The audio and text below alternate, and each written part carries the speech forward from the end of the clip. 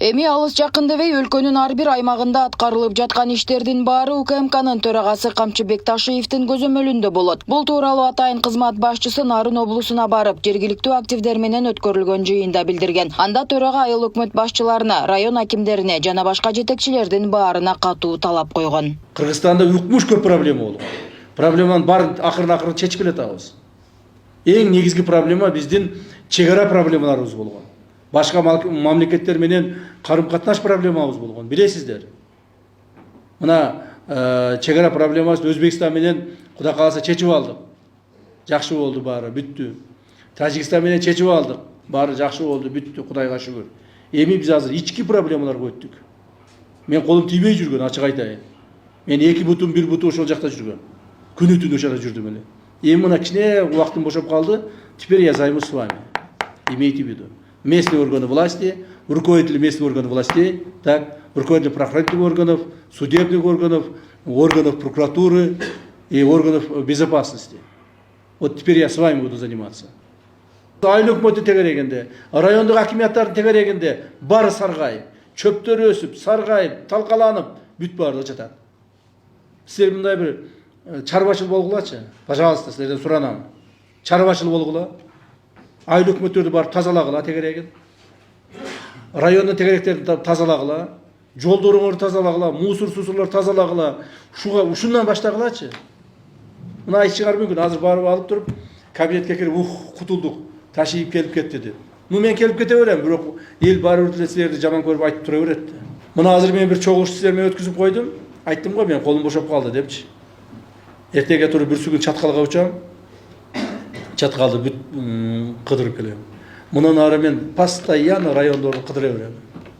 Райондорго барам, көрөм, акыбалыңарды көрөм, жолуңарды көрөм, мектебиңерди көрөм. Ошондуктан этият болуңуздар, ишти жакшылап алып барыңыздар. Макулбу? Бирок ошого жеткизбей карагыла, макулбу? Силер менден коркуп кылбагыла.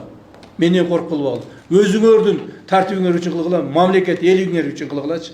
Аталган жыйынга катышкан Нарын облусунун айыл өкмөттөрү буга чейин чечилбей келген көйгөйлөрүн айтышып, Атайын кызмат башчысына кайрылышкан. Анда жол курулуштарынан тартып, автобус, калкты тейлөө борборлорунун имарат маселеси, ижаралап жүрүүгө мажбур болгон адистер, дарыгерлердин жетишсиздиги, айтор бир катар көйгөйлөр четинен айтылды. Аны уккан Камчыбек Ташиев тийиштүү жетекчилерге тапшырма берип, жеринде каражат маселелерин чечип берди.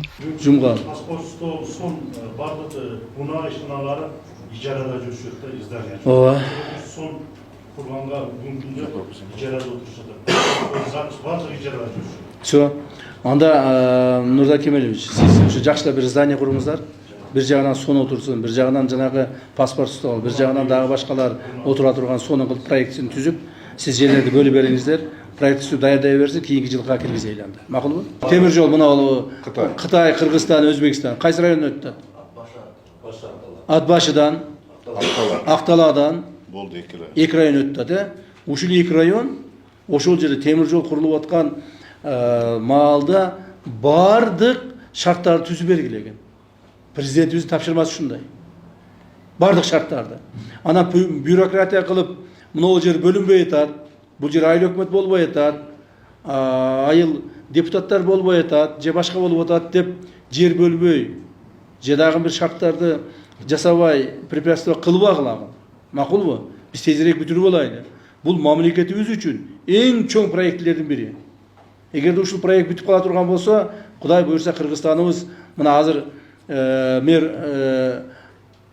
10 автобус сурап атпайбы? 10 автобус сурабай калат булчу. Уже муну 10 эмес 100 автобус колдоно болуп калат. Мындай образын айткандачы. Ошон үчүн ушуну бүтүрөйлү. Макулбу? Акталанын акими, Атбашынын акими. Өкүңүздөр каттуу иштегиле ушул маселеге. Анан бизге Бишкектен мынтип акча бөлөт экен. Акча бөлгөндө биз автобус алат экенбиз, техника алат экенбиз, дагы карап отура берет экенбиз дебегиле экен. Өзүңөр иштегиле на местах. Инвесторлор тартып келгиле. Так, ошо инвесторлор менен иштегиле, аракетиңерди кылгыла. Мына президент өзүнүн өкүлү катары сиз ушулардын ушул тарабындагы караш керек. Убакыт келет, эртең 1 ай өтөт, 2 ай өтөт, 6 ай өтөт. Мен акырын сураймын, баягы техникалардан канча техника алды экен? Кандай автобустарды алды? Каерден алды? Канчадан алды? Деп, макулбу? Вот имейте в виду. Жоопкерчилик сиздин мойнуңузда. Отуруңуз. Так, Алтынбек Калдарович, аэропорт качан ишке кирет? Качан биринчи самолет келип отурат? Отуруп айта бериңиз. Мына эл ушуну сурап атат. Аэропортто баштагансыңар дейт, же бүтпөдү аэропортуңар, же самолет келбеди, эмне болуп атат деп атат. Бизге бизге берилген маалымат боюнча август айындарында берилиш керек. 31 августка чейин. 2025 жылдын август айында биринчи самолет келип конот, туурабы? Кудай 31 августка чейин, эгемендүүлүккө чейин. 30 август айында деп коебуз да, август айында. Азамат Кыргызбаевич, өзүңүзгө жазып алыңыз, макулбу? Контролго алыңыз. Барып азыр аэропорттор менен сүйлөшүп, Манас менен сүйлөшүп. Так, ушу 30-чу, то есть 30 дейм, август айында 2025 жылы ошондон баштап постоянный рейстер нарынга боло баштасын. Андан сырткары алыска Актала районунун Байетов айылында спорт залдын жоктугу айтылып, ага Камчыбек Ташиев аталган аймакка заманбап спорт комплекстин курулушун өзү баштап берерин убадалап, ачылуу аземине катышаарын билдирди. Канча акча карадыңар? Канча ойлоп атасыңар? Себестоимость канча? 80 миллиондун айнасында болуп атат. Ошол парк болсо, парктын ичинде ушул парк менен биргеликте ушу спорт комплекси. Эме баарын мамлекеттин мойнуна иле берген болбойт да. Мен ошо Актала районунун Байетов айылына жакшы спорт комплекс салып бергенди өзүм мойнума алайын. Болдубу? Камчыбек Калдарович, мен да мына 5 райондун эң начары Актала районунда. Ошон үчүн Акталаны мен билем да, ошон үчүн өзүм эме салып берейин дедим, жанагы спорт зал. Мощный спорт зал саламын, өзүм барып ачып беремин бир күн. Ошондой эле мамлекет башчынын буйругуна ылайык Кумтөрдөн түшкөн каражаттан атайын фонддун эсебинен 2 жылдан бери Нарын облусуна жылына 500 миллиондон бөлүнөрүн эскертти. Ага бул дубандагы айрым маселелерди чечүүнү тапшырды. Бир просьба бар. Ушул просьбаны Актала үчүн эме дайындап атам да. Бизде врачтар таптакыр келбейт да, Акталаныкы. Анан жана служебное жилье кылып, бизге ошол аябай керек болуп атат да врачтардан. Эми азыр ипотека спиртке баштасын азыр ошого карап токтолобуз. Служебный ал көп деле акча болбойт экен, 30-40 миллионго жетишпеген врачтардын жильесун ошону туруктуу. Жана силер өзүңөр давайте вместе эмеден бюджеттен чечкиле. Сиздин фондуңуз бар, фонддон чечиңиз. Фонд развития бар. Мына көрүп атасыздар, урматтуу президентибиз келгенден кийин жанагы Кумтөрдө түшүп аткан фонддон бөлүп берген сиздерге, билесиздерби? Так. Мына жылына 500 миллиондон алып атасыңар, уже 2 жылдан бери. 2 жылдан бери 500 миллиондон Нарын облусуна түшүп атат. Мына губернатордун фондунан сизге түшөбү? Да. Мына губернатордун фондуна түшөт, анан бул жерде бул киши распределение кылып атат. Минфиндин атайын эсеби бар, ошого түшөт. Бул жерде сиз распределение кыласыздар. Сот тармагын биз распределение чечип берем мен аны. Вот так. Сиз добро бердиңиз. Анда урматтуу коллегалар, дагы бир маселе бар. Мен ушуну айтып калайын силердин алдыга. Атай жолуккандан кийин, чогулгандан кийин. Билесиздер, эми биз анча-мынча мектеп куруп, анча-мынча жол куруп, спорт зал курган менен бүт проблема чечилбейт. Негизинен мамлекетибизди көтөрүп, мамлекетибиздин келечегин аныктап, эртеңки муундарга күчтүү, өзүнчө мындай бир экономикалык жагынан дагы, саясий жагынан дагы, жана башка жагынан да күчтүү, тартиптүү мамлекетти калтырып кетишибиз керек. Ал үчүн ар бирибиз аракет кылышыбыз керек. Ал кимдин колунда? Аны бизге асмандан келип бирөө жасап бербейт. Жерден чыгып бирөө келип туруп Кыргызстан күчтүү болуп кетсин деп бирөө аракет кылып бербейт. Аны бардыгыбыз жасашыбыз керек. Бардыгыбыз чогуу, ынтымакта бир муштун болуп, чогулуп туруп. Айрыкча мамлекеттик органды жетектеген, башкарган, ошондо иштеген адамдар. Мен жана башында айтып өтпөдүмбү? Укук коргоо органдары, коопсуздук органдары, сот, прокуратура органдары чогуу аракеттер кылышыңар керек. Андан сырткары жергиликтүү бийлик органдары, ушул жерде иштеген мына башка мамлекеттик органдар, айыл өкмөттөн баштап. Айыл өкмөттөр кебирлеринен отурасыңар азыр. Унчукпай, карап койсом могу жерде бир-экөө уктап атат. Ошол эле учурда атайын кызмат башчысы Камчыбек Ташиев бардык жетекчилерге бөлүнгөн каражатты туура пайдаланып, мамлекетте өнүктүрүүдө ак кызматын өтөөгө чакырды. Алардын ар бир аткарып жаткан жумуштары тыкыр көзөмөлгө алынып, коррупциялык элементтерге жол берилсе аяосуз жоопкерчиликке тартылаарын эскертти. После принятия вот этих изменений законов, сколько человек осуждено по коррупционным деяниям? По Нарынской области. Сколько человек осуждено?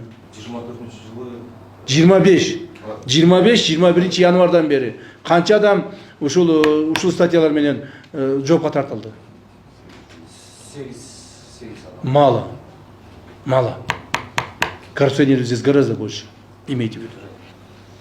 Уктуңарбы? Прокуратура, милиция и орган безопасности. Уктуңарбы? Коррупционеров гораздо больше. 8 адам bir облуска 6 айга өтө аз. Айыл өкмөттөрү боюнча менде өтө көп маалыматтар бар. Нарын облусунун айыл өкмөттөрү боюнча. Жер саткан, жер берип койгон, чызы берип койгон. Так, ошолар силерде эми чоң мындай эме жок, ошо жер боюнча көптөгөн силерде баягы коррупционный деяниялер бар. Ошону иштегиле экен, макулбу? Результатыңарды мен карап текшерип турамын. Коррупцияны мен ар дайым айтып келем, кимдердин арасында? Бул мамлекеттик органдардын арасында, урматтуу туугандар. Жөнөкөй элдин арасында каяктагы коррупция? Ал байкуш бир справкасы алыш үчүн 5-10 тыйын бериши мүмкүн. Элибиз байкуш жөнөкөй адамдарыбыз ушу бир жерден бир ишин бүтүрүп алайын деп чуркап келип 5-10 тыйын берип аракет кылып ылышы мүмкүн. Алардын ушундай бытовой мындай майда коррупциялар. А негизги мамлекеттик деңгээлдеги мамлекеттик канун соруп турган коррупция бул мамлекеттик органдардын арасында. Айрыкча силовой блокто бул бир. Анан кийин жергиликтүү бийлик органдарынын арасында. Естественно, бул жерде центральный органдар дагы бар. Ошондуктан биз ушул маселеге айрыкча көңүл бурайлы. Биз айтып атабыз, коррупция кылган адам сөзсүз түрдө түрмөдө отуруш керек. А мурдагы мыйзамыбыз андай эмес эле. Коррупция кылсаң, признание вины, так соглашение со следствием жасасаңар, соттор жакшынакай кылып туруп штраф чыгарып коет. Туурабы? Мыйзам талап ушундай болчу. Азыр андай мыйзам жок туугандар. Эгерде признание вины кылсаң дагы, соглашение со следствием жасасаң дагы, ошол келтирген зыянды төлөп берген күндө дагы, төлөп берген возмещение ущерба болгон күндө дагы, ушу 3 негизги нерсени жасаган күндө дагы, ошол белгиленген статьяда көргөнгөн белгиленген сроктун жарымын сөз түрмөдө өтөлсүн деген статьяны киргиздик биз. Туурабы сот? Мына ошон үчүн силер дагы жестко чечим кабыл алгыла. Тергөө маалында, сотто караган маалда статьяларды өзгөртпөгүлө. Мындан ары алыс жакын дебей ар бир аймактардагы аткарылып жаткан иштер УКМК төрагасынын жеке көзөмөлүндө болоорун эскертип, иш сапары бир күн менен эле чектелбей, алдыңкы күндөрү кайрадан кыдырууга аларын кошумчалады. Нурзат Көчүмкулова, Майрамбек Абдибилал уулу, Регион.